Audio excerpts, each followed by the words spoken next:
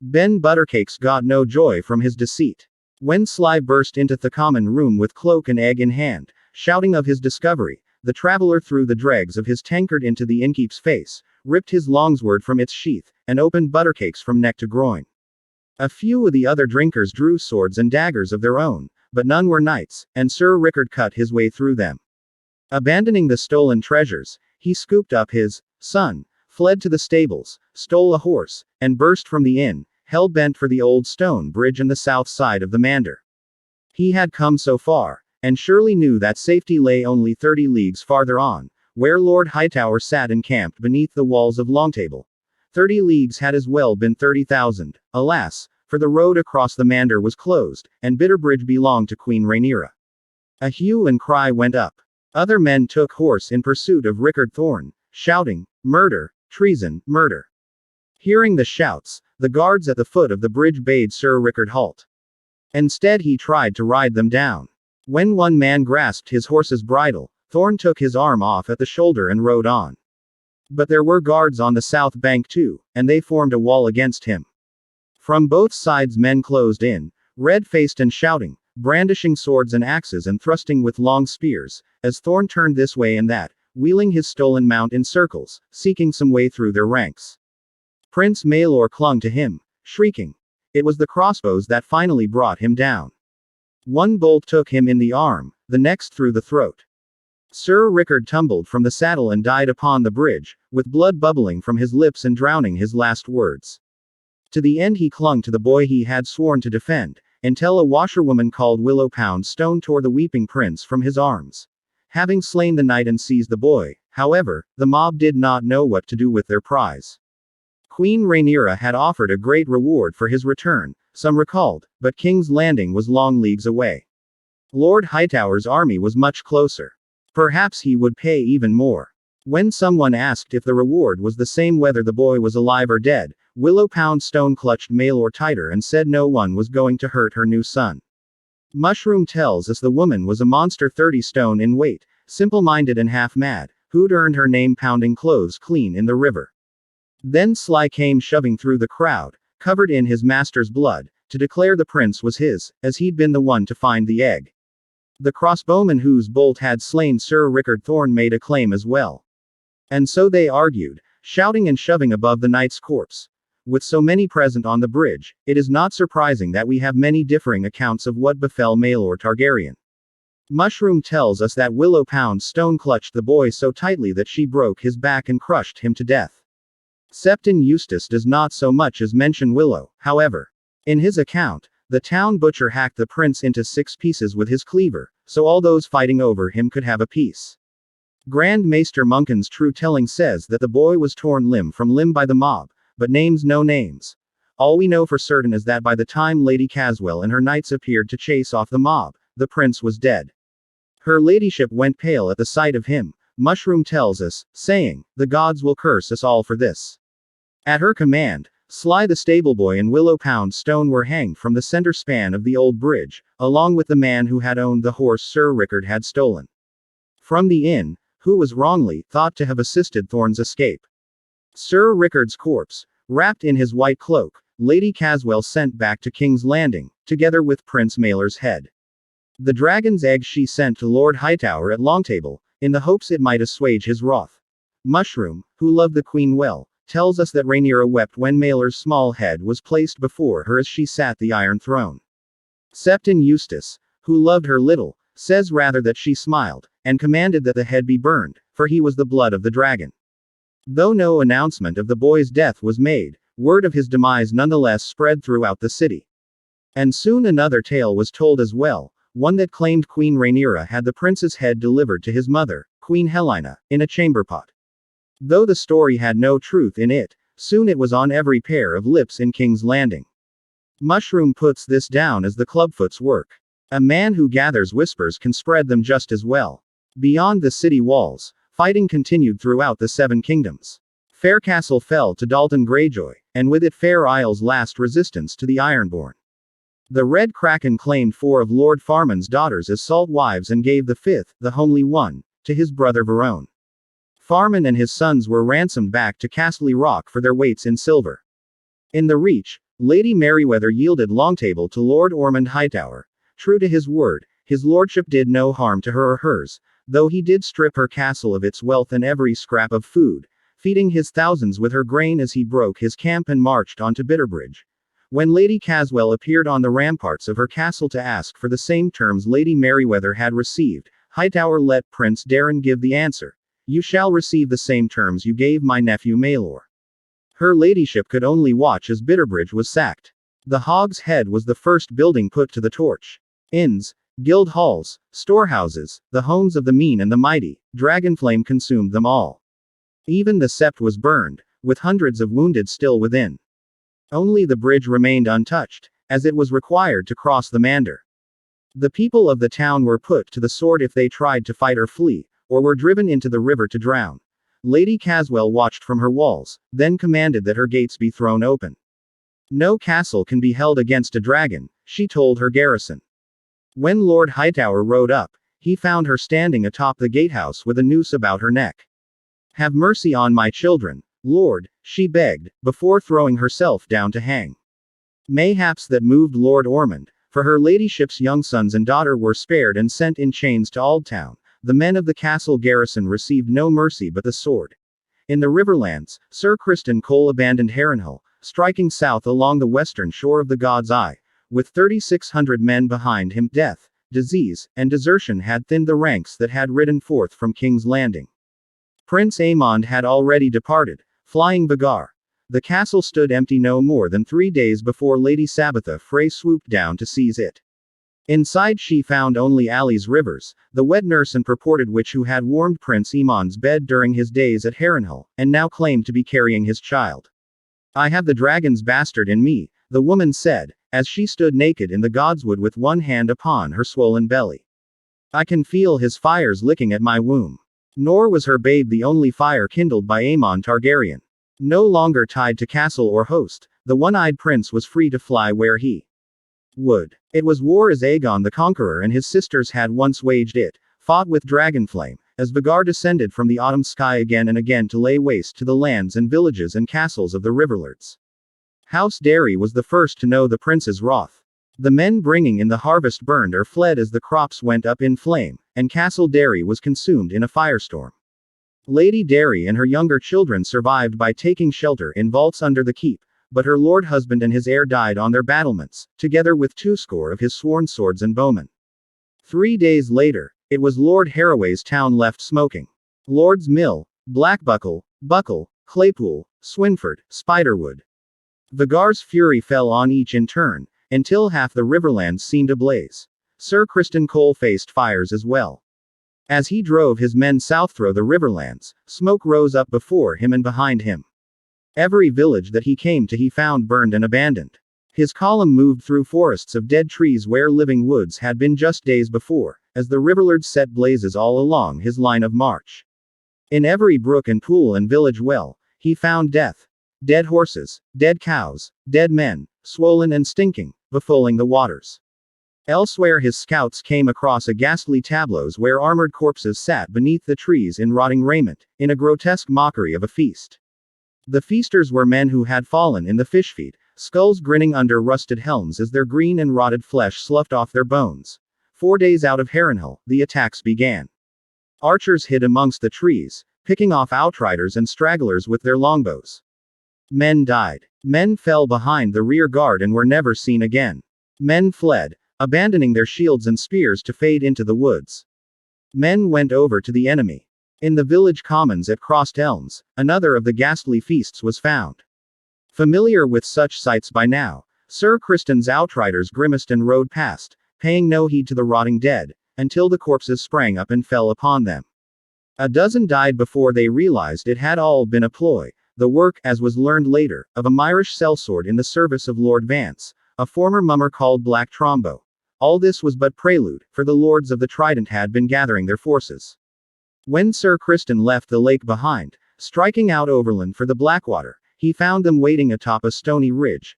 300 mounted knights in armor, as many longbowmen, 3,000 archers, 3,000 ragged rivermen with spears, hundreds of Northmen brandishing axes, mauls, spiked maces, and ancient iron swords. Above their heads flew Queen Rhaenyra's banners.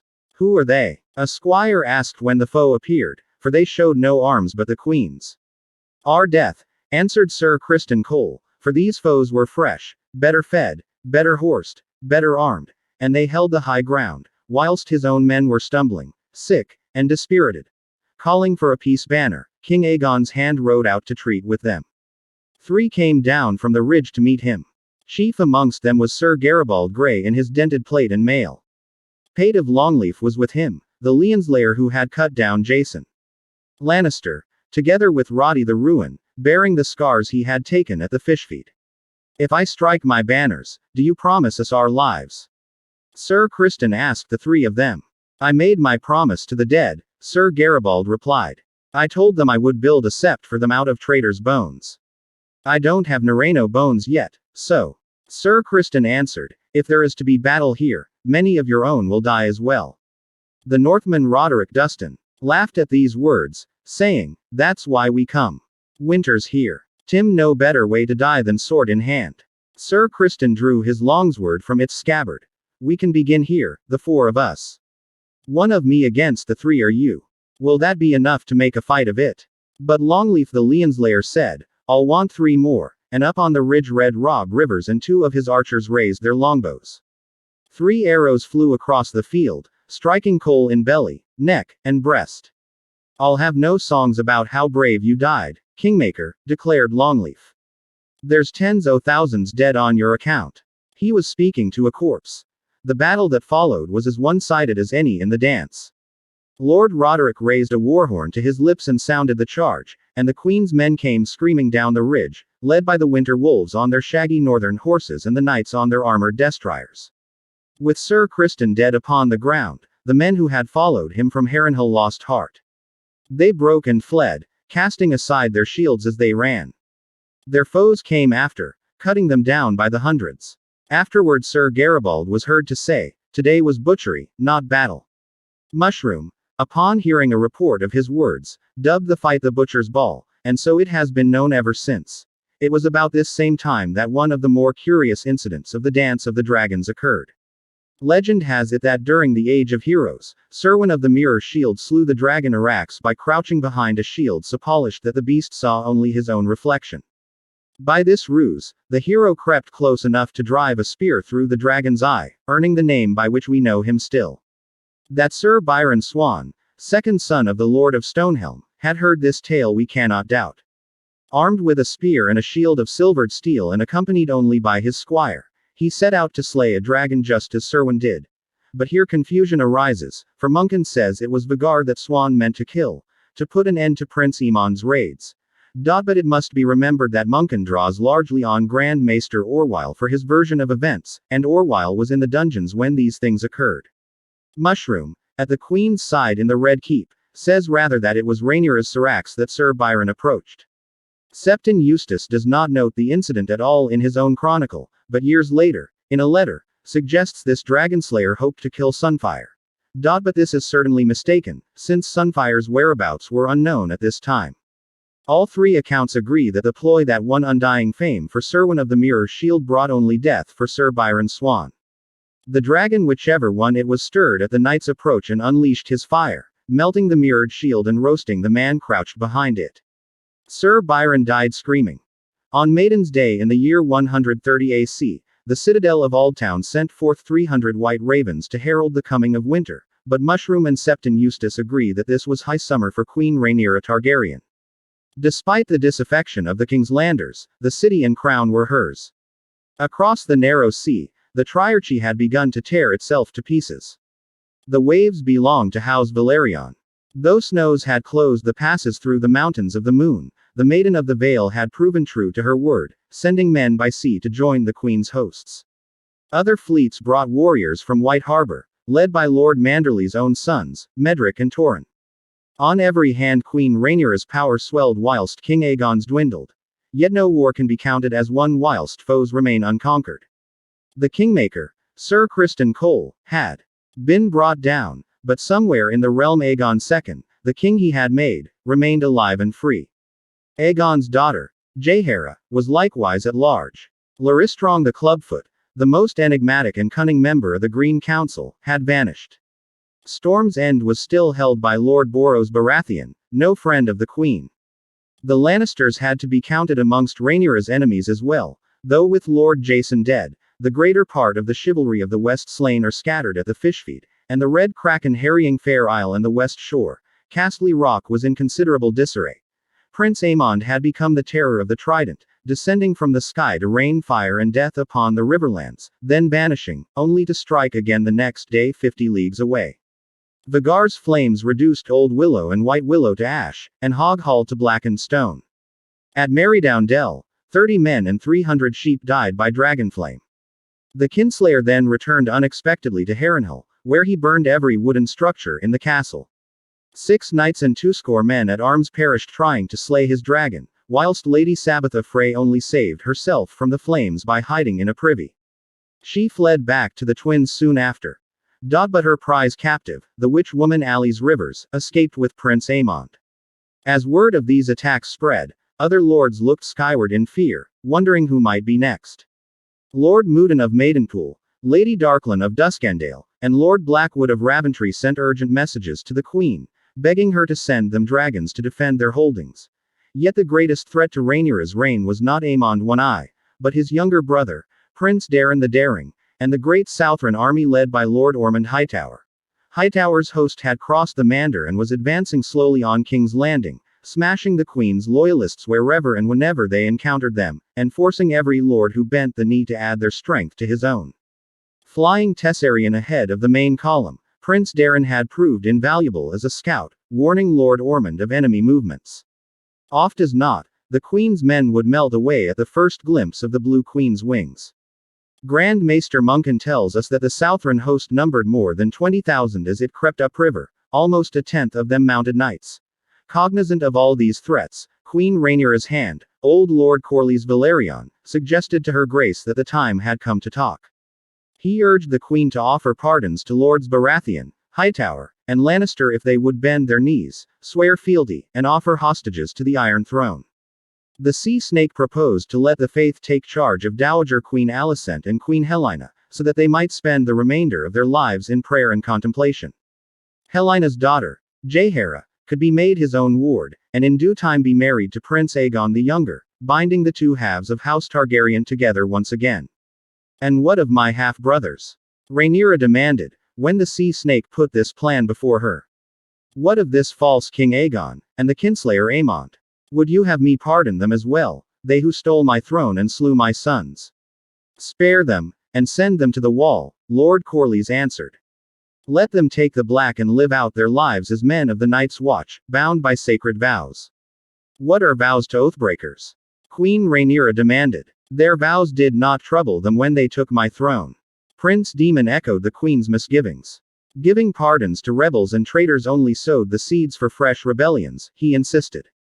The war will end when the heads of the traitors are mounted on spikes. Above the King's Gate, and not before. Aegon II would be found in time, hiding under some rock, but they could and should bring the war to Aemond and Daeron. The Lannisters and Baratheons should be destroyed as well, so their lands and castles might be given to men who had proved more loyal. Grant Storm's End to Ulf White and Castle Rock to Hardhugh Hammer, the prince proposed, to the horror of the Sea Snake. Half the lords of Westeros will turn against us if we are so cruel as to destroy two such ancient and noble houses, Lord Corlys said. It fell to the Queen herself to choose between her consort and her hand. Rhaenyra decided to steer a middle course. She would send envoys to Storm's End and Castle Rock, offering fair terms and pardons, after she had put an end to the usurper's brothers, who were in the field against her. Once they are dead, the rest will bend the knee. Slay their dragons, that I might mount their heads upon the walls of my throne room. Let men look upon them in the years to come, that they might know the cost of treason. King's Landing must not be left undefended, to be sure. Queen Rhaenyra would remain in the city with Syrax, and her sons Aegon and Joffrey, whose persons could not be put at risk. Joffrey, not quite 3 and 10, was eager to prove himself a warrior, but when told that Tyraxes was needed to help his mother hold the Red Keep in the event of an attack, the boy swore solemnly to do so. Adam Velaryon, the Sea Snake's heir, would also remain in the city, with Seasmoke. 3 dragons should suffice for the defense of King's Landing. The rest would be going into battle. Prince Daemon himself would take Caraxes to the Trident, together with the girl Nettles and Sheepstealer, to find Prince Aemond and Vhagar and put an end to them. Ulf White and Hardhugh Hammer would fly to Tumbleton, some 50 leagues southwest of King's Landing, the last leal stronghold between Lord Hightower and the city, to assist in the defense of the town and castle and destroy Prince Daeron and Tessarion. Lord Corlys suggested that mayhaps the prince might be taken alive and held as hostage. But Queen Rhaenyra was adamant. He will not remain a boy forever. Let him grow to manhood, and soon or late he will seek to revenge himself upon my own sons. Words of these plans soon reached the ears of the Dowager Queen, filling her with terror.